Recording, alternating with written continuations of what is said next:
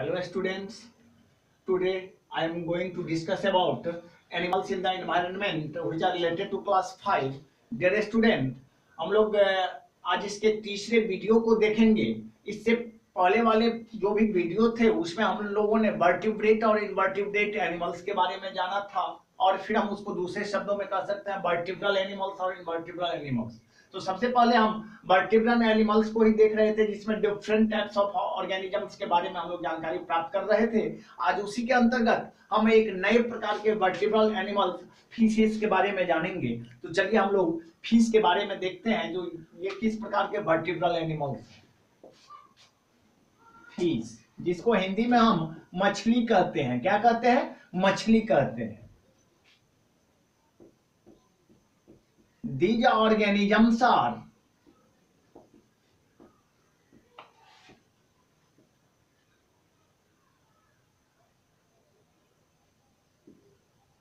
referred as the vertebral animals. Vertebral animals. हम fish को भी कशेरुकी जंतुओं के श्रेणी में रखते हैं। हम जिस मछली को खाते हैं, पसंद करते हैं, बहुत सारे मार्केट्स में देखते हैं, वो सब का सब वर्टिब्रल या कशेरुकी, जिसमें बैकबोन होता है, उसको कशेरुकी कहते हैं। The organisms which have a lack of well developed backbone is referred as invertebral animals. तो ये आपका फिश जो है वर्टिब्रल एनिमल्स है, मींस इसके पास में कशेरुकी प्रेजेंट रहती है। क्या रहती है? प्रेजेंट रहती है।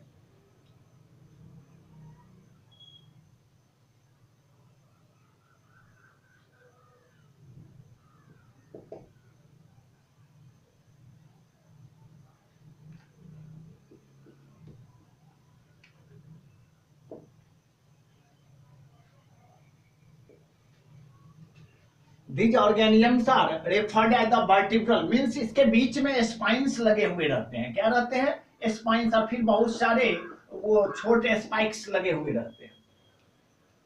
अब इसके दूसरे फैक्ट्स को देखेंगे। They only survive in water, so these are referred as cold-blooded animals और ऑर्गेनिजम्स। चूंकि इस तरह के जीव, इस तरह के वर्टिब्रल एनिमल्स का अधिकांश समय जो है सिर्फ पानी में बीतता है। कहां बीतता है? पानी में। चूंकि ये पानी में ही जीवित रह सकता है, so they only survive in water. These are referred as cold-blooded animals. और इस तरह के जीव को हम शीततापी एनिमल्स कहते हैं। कहने का मतलब है इसके बॉडी का रेगुलेटिंग टेम्परेचर हम मनुष्यों की तरह नहीं होना चाहिए, उससे बहुत ही लो पॉइंट पर होना चाहिए, तब ये अपने आप को सर्वाइवल बना पाएगा, अन्यथा ये डेड हो जाएगा, इसकी मृत्यु हो जाएगी। Most of the fishes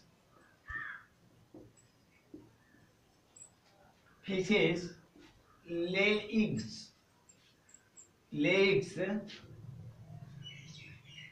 except of some special kinds of fishes. कुछ विशेष प्रकार के, कुछ विशेष श्रेणियों की मछलियों को छोड़ करके बाद बाकी जितने भी प्रकार के फिशेस हैं सब के सब क्या देते हैं? तो वो अंडे देती है। क्या देती है? अंडे देती है। कुछ एक ऐसी भी जीव हैं, कुछ एक ऐसी भी मछलियां हैं जो अंडे दान दे करके डायरेक्टली विविपारोस यानी कि जरायुज की तरह व्यवहार करते हैं, हम मनुष्यों की तरह व्यवहार करते हैं। अपने गर्भ में वह मछली भी बच्चे को धारण करती है और डायरेक्टली जन्म देती है। जैसे कि ब्लू व्हेल एक मछली है, एक लार्ज ऑर्गेनिज्म माना जाता है, और वो हम लोगों की तरह ही अपने संतति को अपने पेट में क्या करती है? विकसित करती है। तो ये कुछ एक फीचर्स था फिश से रिलेटेड। अब हम इसके टाइप्स को देखेंगे, ये कितने प्रकार के होते हैं।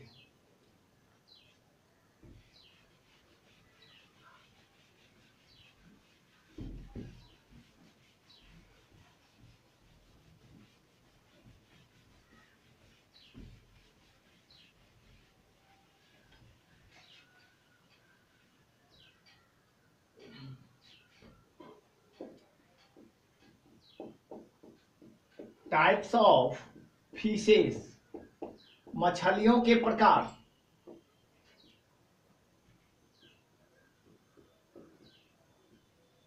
Based on their body structures,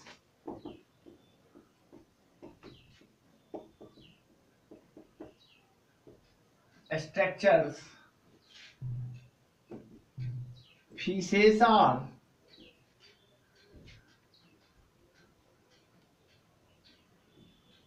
classified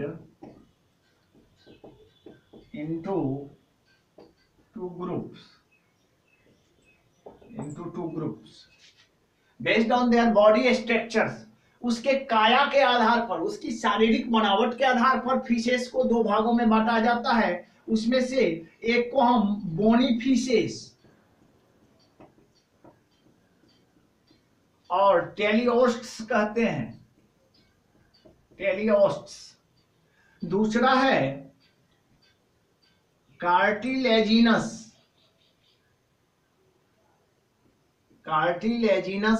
और एलास्मोब्रांच,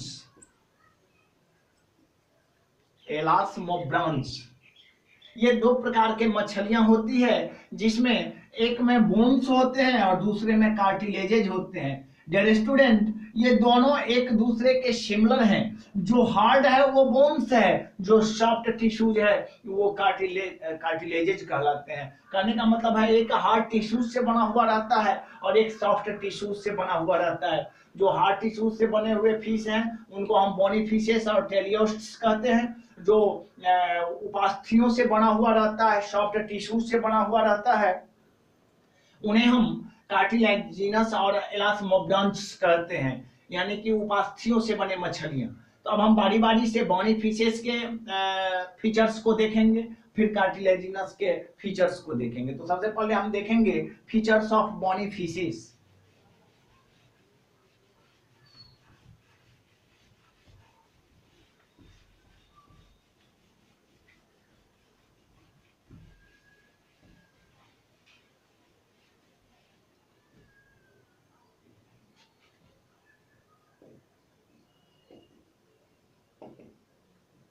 Features of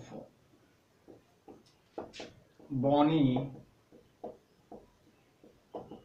fishes, features of bony fishes. अब हम इसके बारे में क्रमिक रूप से देखेंगे। The skeleton of bony fishes are called teleosts, which are made up of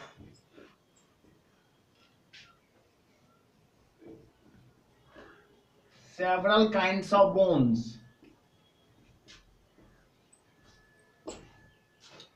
इस बोनी फिश के जो कंकाल होते हैं, स्केलेटन होते हैं, कंप्लीटली टेलियोस्ट्स कहलाते हैं। और वो पूरा का पूरा टेलियोस्ट्स जो है सो बोन से बना हुआ रहता है। किससे बना हुआ रहता है? बोन से बना हुआ रहता है। All these organisms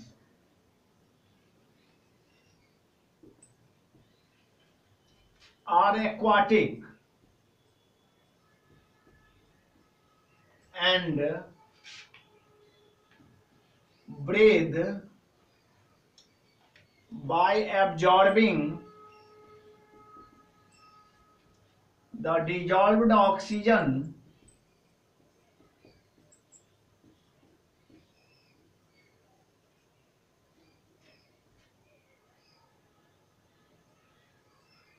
from water, from water.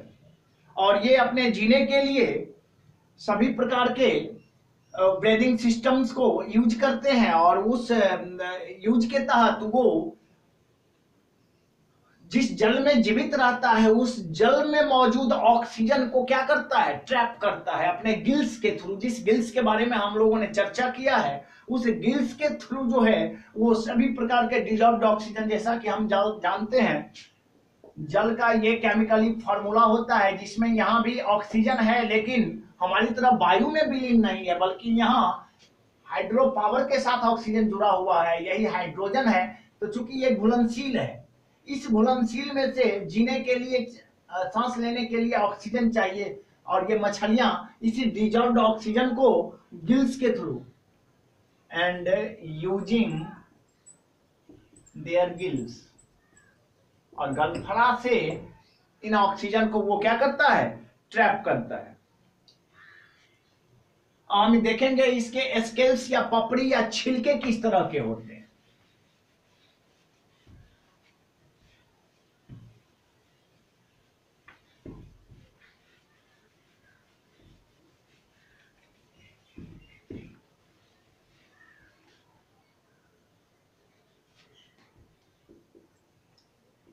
The scales,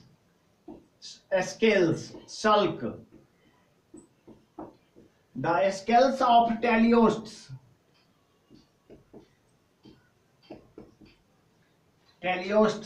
are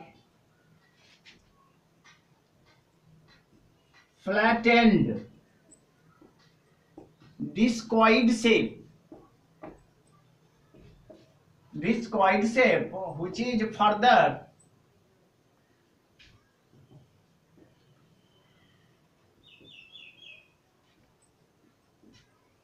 covered by a thin layer of skin and mucus. The scales of teleosts are flattened discoid shape. उस टेलियोस्ट्स यानी कि कंकाल के ऊपर में एक प्रकार के शल्क या पपड़ी मौजूद होते हैं जो फ्लैटेंड या चपटे रूप में होते हैं, which is further covered by a thin layer of skin। और इस शल्क के ऊपर में एक पतली चमड़ी जैसी चादर बिछी हुई रहती है, एंड म्यूकस। म्यूकस एक प्रकार का द्रव है, लिक्विड है, जो हर एक चमड़ी से, हर एक त्वचा से वो म्यूकस क्या होता रहता है, स्राव होता रहता है, और हर एक मॉलिक्यूल जो है सो एक दूसरे को क्या करता है, पकड़ करके रखता है। तो ये कुछ एक फीचर्स थे बॉनी फिशेस के। अब हम लोग चलेंगे कार्टिलेजिनस फिश के बारे में देखेंगे।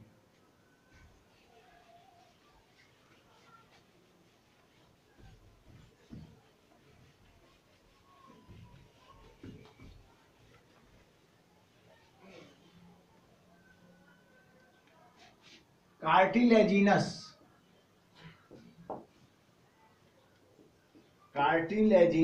Fishes.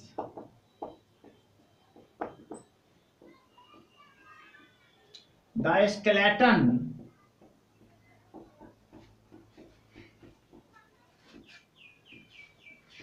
cartilaginous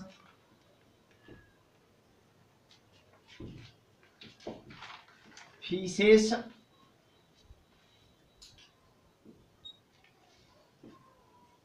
made up of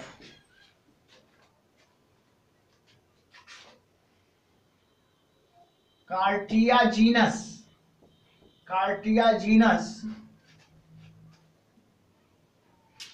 sales. इस तरह के मछलियां जिसको हम कार्टिलेजिनस फिशेस कहते हैं, are made up of cartilaginous cells. एक प्रकार की उपास्थियों से बनी ये मछलियां होती है जो एकदम नरम और क्या होती है, मुलायम होती है। क्या होती है, मुलायम होती है।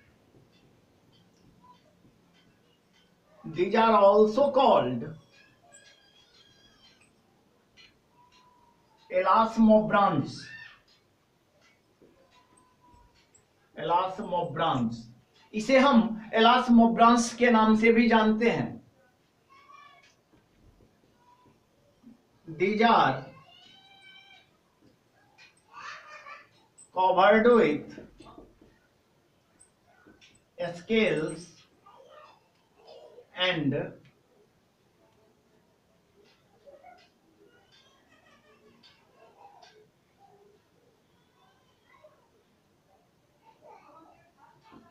spikes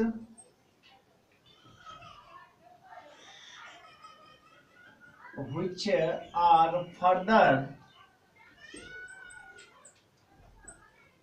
joins through the skin. These are covered with scales and spikes. इसमें भी स्केल्स या शल्क तो होते हैं, लेकिन उस शल्क में बहुत सारे कांटे निकले हुए रहते हैं। क्या निकले हुए रहते हैं? कांटे निकले हुए रहते हैं। which are further joins through the skin, और वो कांटे उसकी चमड़ी से जुड़े हुए रहते हैं। डियर स्टूडेंट, ये कुछ एक कार्टिलेजिनस फिशेस के फीचर्स थे। अब हम देखेंगे कि इसके नॉस्ट्रिल्स किस तरह के होते हैं, जिसको हम नथुना कहते हैं। क्या कहते हैं? नथुना।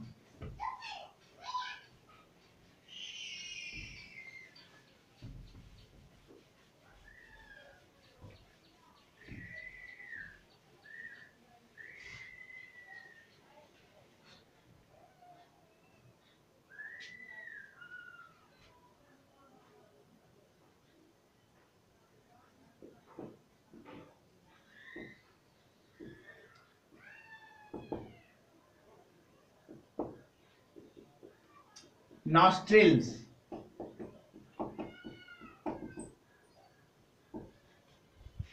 all these organisms have nostrils, but they are located at the backside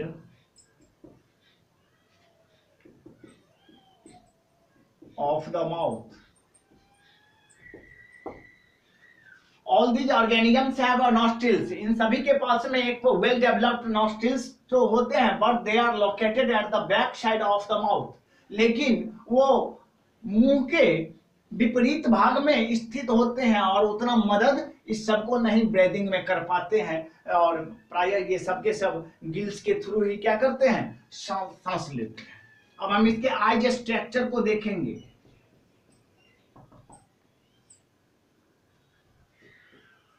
These organisms have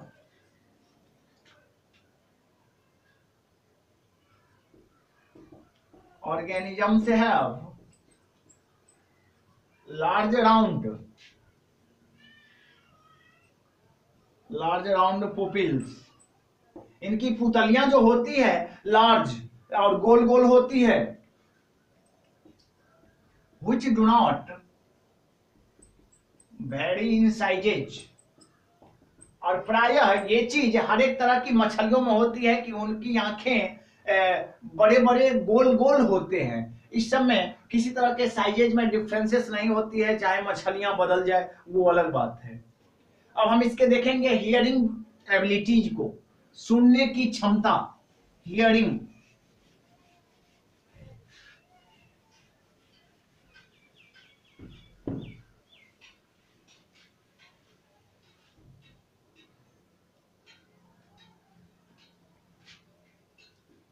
hearing श्रवण क्षमता के किस तरह की होती है इन मछलियों के पास में। These organisms have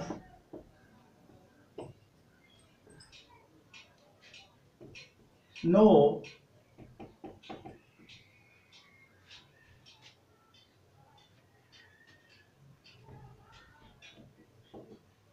external visible ears for hearing, but they convey their messages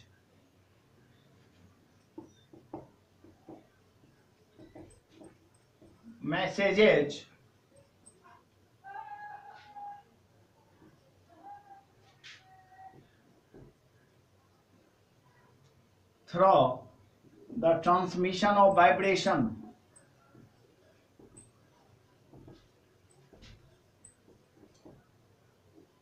Vibrations. इनके पास में किसी तरह के सुनने के लिए कान मौजूद नहीं होते हैं, बट वो अपने मैसेजेज, अपने संवादों का संप्रेषण या आदान प्रदान कैसे करते हैं? Through the transmission of vibration, एक प्रकार के अल्ट्रासोनिक वेव को निकाल करके और तब पानी के अंदर में उन तरंगों के द्वारा हर एक दूसरे के एक्टिविटीज को क्या करता है? फॉलो करता है। अब हम देखेंगे फिन्स। इसके फिन की बनावट कैसी होती है?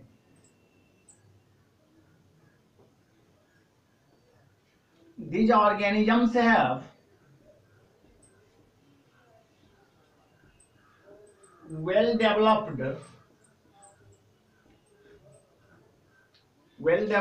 fins which provide stability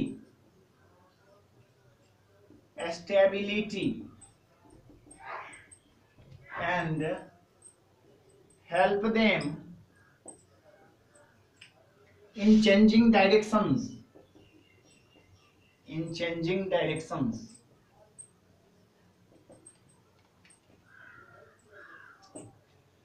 These organisms have well developed fins. इनके फिन्स की जो बनावट होती है वो पूर्ण विकसित होती है, which provide stability, जो उसको स्थिरता प्रदान करती है पानी के अंदर में। ना तो वो ऊपर आ सकता है ना नीचे डूब सकती है, एकदम कंप्लीटली एक जगह स्टेबल होकर के रह सकता है। And help them in changing directions, साथ ही साथ एक दिशा से दूसरे दिशा की ओर मुड़ने में भी मछलियों को यही फिन्स क्या करता है? मदद करता है। डियर स्टूडेंट, आज के इस वीडियो में बस इतना ही। फिर हम नेक्स्ट वीडियो में दूसरे वर्टिब्रल एनिमल्स के बहुत सारे फीचर्स, बहुत सारे क्वालिटीज के बारे में जानेंगे।